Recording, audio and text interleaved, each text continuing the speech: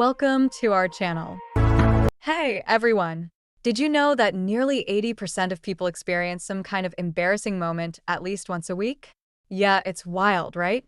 But what's even crazier is how much these moments stick with us, sometimes for hours, days, or even years after they happen. I bet some of you are cringing right now, just thinking about that time you tripped up the stairs in front of a crowd or called your boss mom by accident. I've been there too. Trust me. Welcome back to the channel. Today, we're diving deep into something we've all experienced, those facepalm moments that make us want to disappear. But instead of running from them, let's talk about how we can handle them like pros and, believe it or not, even grow from them. It's all about transforming those moments of cringe into opportunities for growth, humor, and confidence. So buckle up. This is going to get real. Why do embarrassing moments impact us so much? Let's start by looking at the science behind it all. Have you ever noticed how a small mistake can take over your mind? One reason embarrassing moments feel so intense is because of something called the spotlight effect.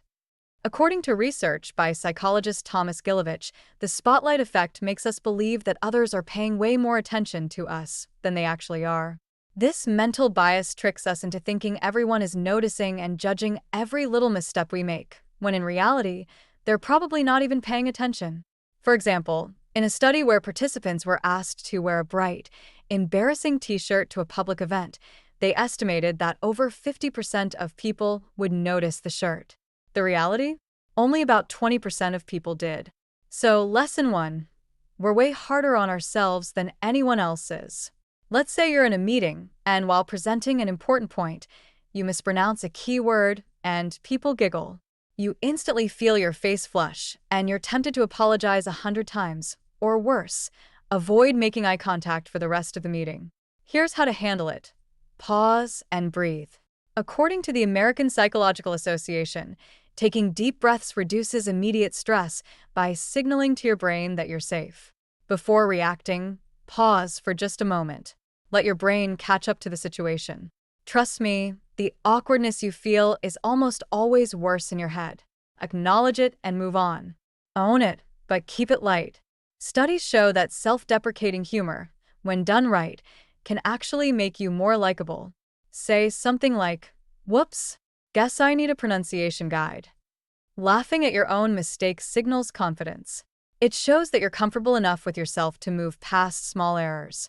Now, here's an interesting fact. Psychologists have found that negative experiences tend to stick with us longer than positive ones, a phenomenon known as negativity bias. This bias is why that time you fumbled with your words during a presentation feels so much more significant than when you nailed it the next day. So, when you replay these moments in your head, remember that your brain is naturally wired to make them feel bigger than they are. Imagine you're at a party and you accidentally spill your drink on someone else's shoes. Cue the gasp, the awkward pause, and the immediate regret. Everyone's watching, or at least that's what it feels like. You could run and hide, but here's a better way to handle it. Be sincere. Social psychologist Amy Cuddy suggests that people trust others more when they express warmth before confidence. A genuine, heartfelt apology will go much further than an over-the-top explanation. Something simple like, "I'm so sorry about that. Let me grab some napkins," shows accountability without dragging the moment out. Shift the focus. After addressing the situation, shift the attention away from yourself. Compliment their outfit, ask how they know the host, or make a lighthearted joke. Psychologically, this creates a smoother transition back to normal conversation, and it prevents the moment from becoming the evening's focal point. We've all been there, sending an email or text to the wrong person, sometimes with cringeworthy consequences. Maybe you sent a personal joke meant for a friend to your boss, or a typo completely changed the meaning of your message. Here's how to recover. Correct it immediately. Experts on workplace communication recommend owning up to mistakes quickly in a professional setting. The longer you wait, the more time you give the situation to escalate. Address the error head-on. "Oops, looks like I sent the wrong message. Here's what I meant to say." Transparency goes a long way in maintaining trust. Lighten the mood.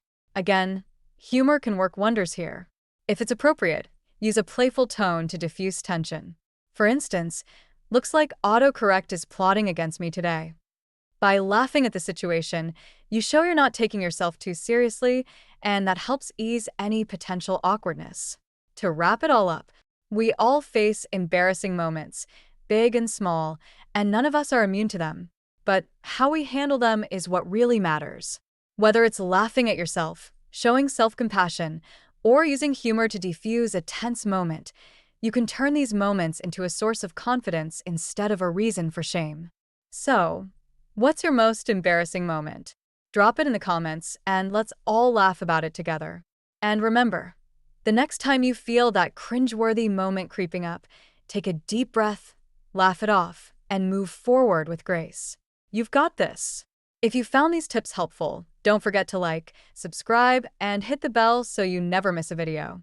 See you next time.